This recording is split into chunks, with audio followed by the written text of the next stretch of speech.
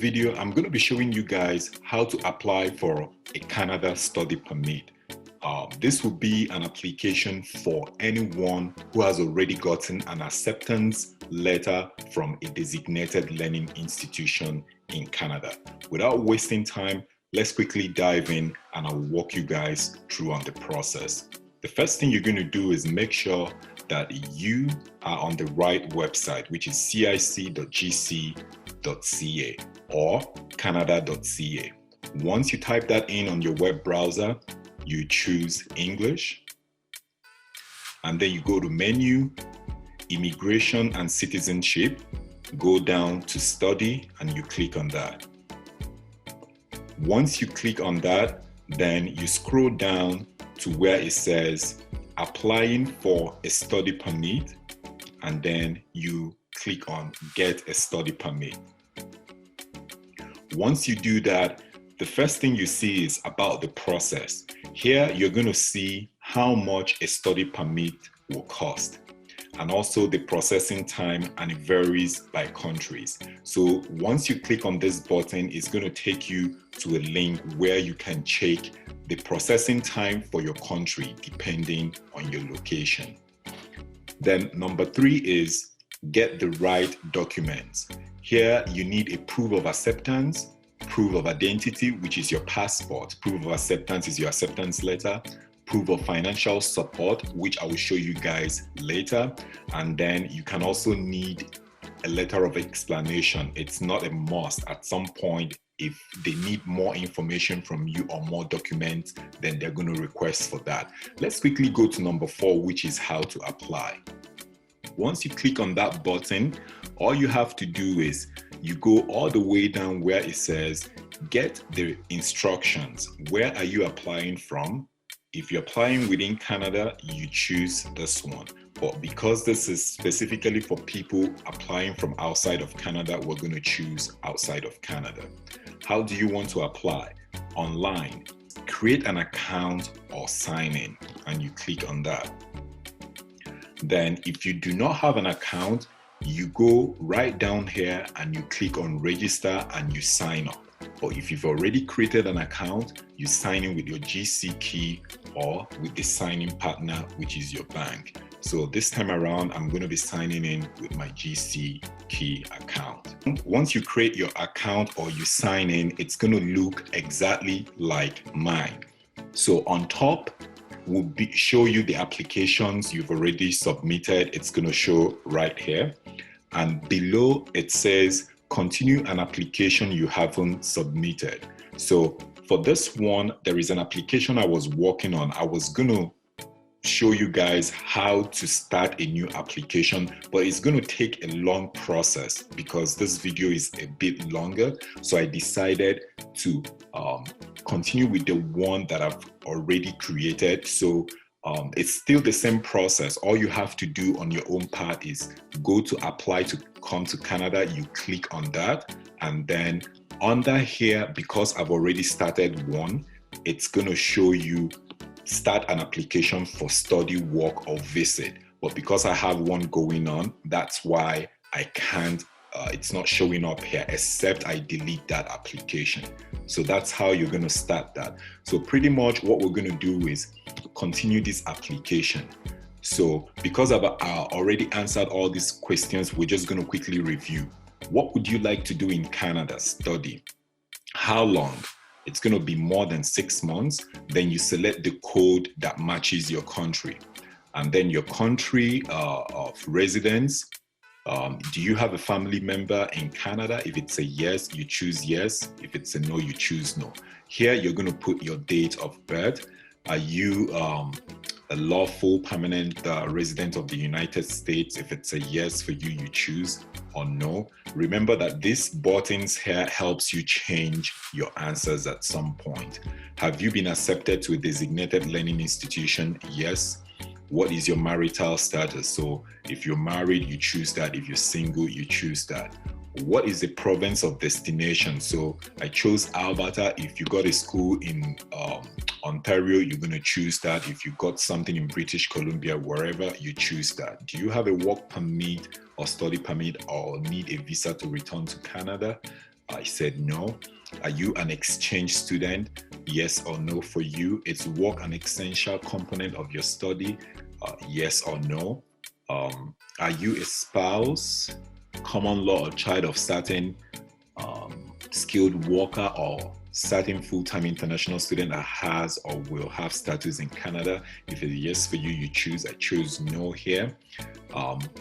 So pretty much, I'm not going to read this through. When you are doing that personal checklist for yourself, be sincere with your answers, because it's going to bring out the right, the answers you give is going to help you with the right document you're going to be submitting. So once we go through all of this, all till the end, the next thing you're going to do is, once you finish that checklist, it's going to come out like mine. And then the next thing you're going to do is review, change your answers if you want to. And if you don't really know what to do, you can come back to this video and see. You can pause and see the answers I chose, so that it helps you make the right decision moving forward. So we're going to continue. So now it's telling me that step 1 is use your account, step 2 is save your application, and then you're going to upload your documents, and then finally pay your fees. So we're going to continue. So this is my document checklist.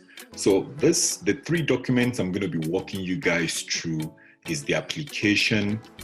This first one here, application for study permit made outside of Canada.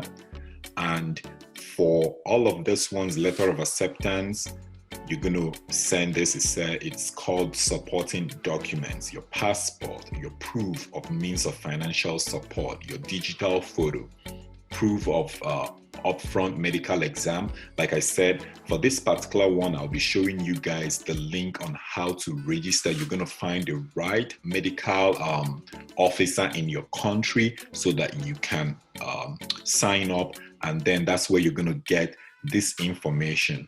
And then the family information, I'm going to show you guys how to fill out that form. And optional documents, you might not need this, but I'm still going to show you guys how to fill out this information or this form, in case you just want to submit everything, so that you know that on your own part that you've done all you need to do. And if you're a little bit confused when you're filling out this form, remember that there is an instruction button here that you can click, and it tells you what everything it's all about. Each one you click, it tells you what you need to do. So let's quickly dive in so I can show you guys how to fill out this form. So once you click on that form, depending on the type of computer you're using, you're going to download.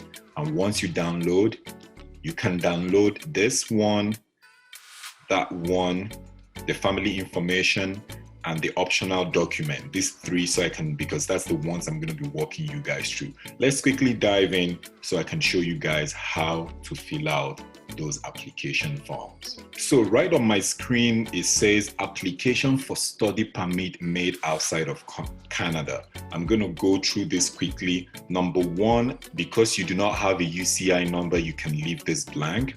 You choose your service in English or French, depending on where you're applying for. Full name, you put your full name. If you have other names, you add extra here, the given names you have. Then number 3, it's going to be your sex, your date of birth, and your place of birth. Number 6 is going to be your citizenship, which is your country. Number 7 is your current country of residence, where you are currently applying.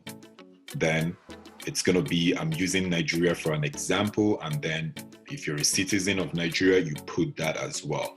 So if you've been outside of your country during the past 5 years, then if you click on yes, you have the option to put the names of the places you've been to and what you did there. Did you go to work or as a visitor? Then you put those information. If no, you just choose no there. So country or territory where applying is the same as your country of residence. Then you just click on yes. Number 10, your current marital status, you use the drop-down menu and choose. If you're in a common law relationship, then you choose this option and put in the date and provide the information below. Number 11 is your personal information. Have you previously been married in a common law relationship? If it's a yes, you choose that and provide the information below. If no, you click on no, and that option closes. Languages. Here you have the option to put your native language. With the drop-down menu below, you can choose the language or your mother tongue, right? And then you choose, are you able to communicate in English or French? You choose that. Then for this one, it's going to be your passport. Remember at the beginning, it said that you need a proof of your passport. So you put your passport number here, the country of issue, the date it was issued, and the date is going to be expiring. This one, ignore this one. National identity document, if you have one, choose yes. If you don't, choose no. If you have a USPL card, choose yes, and you provide the information. If you don't, choose no. Then your contact information, here you provide your mailing address. Then residential address, if it's the same with your contact or your current mailing address, you just click yes. If not, you click no and you provide the information below. Then for over here, you're going to choose how they're going to reach you, your phone number, your email as well. Here you have the option if it's your residence, business, or your cellular phone. Then details of intended study in Canada. So here you're going to provide the name of the college where you got admission into. You're going to provide the level of study. With the drop-down menu, you can choose if you got a university. As you can see, it says university bachelor's degree. If that is what you got, you're going to click on that. So for this one, we're sticking with the college diploma. And for the field, same option, you choose what yours falls under. Is it medicine, hospitality, and tourism? That drop-down menu is going to show you what to do. And then here you provide the address, complete address of the school in Canada. For this one, after this, I'm going to go back and show you guys how to find the designated learning number of the institution. So this is designated learning number of this school. I will show you guys how I got that before at the end of this video. And then here you're going to provide your student number, which you will find in your acceptance letter. And then the duration of your expected study date from and the ending. The cost of your studies, you're going to find that in your acceptance letter as well. And then funds available for your stay. For this one, I'm also going to show you guys the list. So this one, definitely, I think it's 10,000. So, and who is going to be paying for that? If it's yourself, parents, or other, you choose those options. Then here you provide your education. So it says, have you had any post-secondary education? Yes or no. If it's a no, you choose no. If it's a yes, you choose yes. And you provide that information from when you started to when you ended. You can use this as a guide. Then you provide your information for employment. It says, give details of your employment for the past 10 years.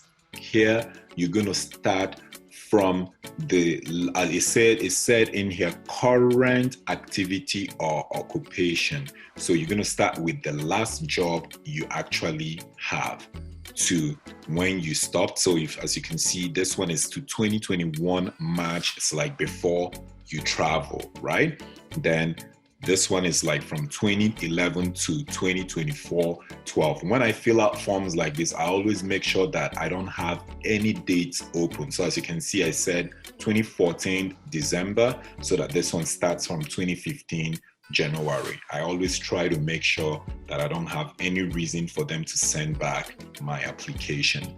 Then after that, you now go over here and read all of this, and definitely it's going to be a no for you. Once you finish that, you go down here, you put the date of the day you've completed this application, and you validate. Once you finish that, the next form is for family information. So for this one, I'm not going to go through all of them. I'll just show you guys an example. Type of application is student, right? Then here it said complete all names in English and in your native language. And also it says include all family members, even if they are not accompanying you. If you need more space for any section, print out an additional page containing the appropriate section, complete and submit it with your application. So I just gave one example here. So this is the name of the applicant, which is going to be you. You put your marital status, you put your date of birth. Sorry, here is going to be, my bad. Here is going to be Nigeria, which is your country of birth, and here is going to be your date of birth. So let's just quickly use this. I'm just making this up right now. Okay, so, and then you put your current present occupation. So you're going to do that for your spouse if you're married, and you do that for your mom and for your dad. Over here it says children. So if you have children, it said include all sons and daughters, including all adopted and stepchildren, regardless of age or place of residence. Same process, you're going to do that for all your kids. If you don't have any, then you leave that one blank, and then you put your date. Then for the final one, it's going to be for your brothers and sisters. So I gave an example here, Ben Ibeto, like it's a brother, and then the date and date of birth and the country and his occupation. You're going to do that if you have 3 brothers or 4 and a sister. You do all the same for them, and at the end you put the date, and that's how you fill the family information. Then for the final one, which is application, this is for the optional document. Same process, indicate whether you are the primary applicant, you put your information, put your full name, your date of birth, leave the UCI number because you don't have any.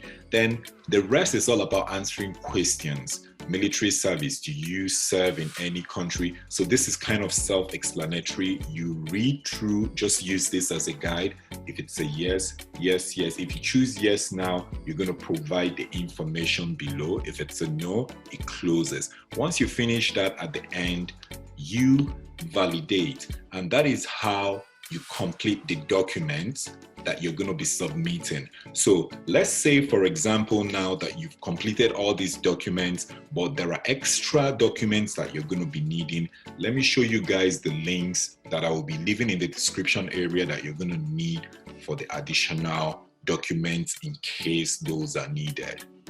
So the first document right here is how to get a police certificate. So it says find out how and where to get a police certificate from different countries. So all you have to do is you select a country. So for example, Algeria, if you're from Algeria, find out how to apply. You click on that, and all of a sudden it brings out the information on where you can get that police report in your country, right? This is how you're going to do it with other countries. You choose your country, and you find. Then for this one, find out if you need a medical exam. So all you have to do is type in your country. Let's say, for example, we put Ghana. So it says yes. And then all you need to do is you click on next, and then it shows you how to get the medical exam. But if it's a little bit confusing for you guys, I will show you another way. So to find a panel physician for a medical exam, you're going to choose your country. Let's use that country again, Ghana. So we chose Ghana. So go. And as you can see, the following panel physicians are available in this country. So this is in Accra, Ghana. Proof of financial support. As you can see right here, it says 10,000 for just one person. If you're coming with an extra family member, extra 4,000. If an extra person is coming, it's going to be 3,000 in total, 17,000. And finally, to find the learning institution list, all you have to do is you go here. If your school is in Ontario, you choose Ontario. Wilfrid Laurier University. So this is the designated learning institution number. And this is how you find all the needed information if they need extra documentation from you guys. So now you've completed all the whole forms. The next thing you're going to do is you upload the first one, which is the application to study for study permit made outside of Canada. You upload your acceptance letter, upload your passport. Remember, these are the options that is going to tell you what you need to do. Proof of means of financial support, you upload. Digital photo, you upload. Use the medical exam example I gave you guys. Once you get your medical exam proof, you upload. And then the family information form I showed you guys how to fill out, you upload. And then optional documents in case, then that is the last one I showed you guys, you upload. And once you do that, under here you're going to see next. You follow the prompt there, you pay your fees, and you submit your application. That is how to apply for a study permit or a Canada study permit step-by-step process. Thank you guys for watching.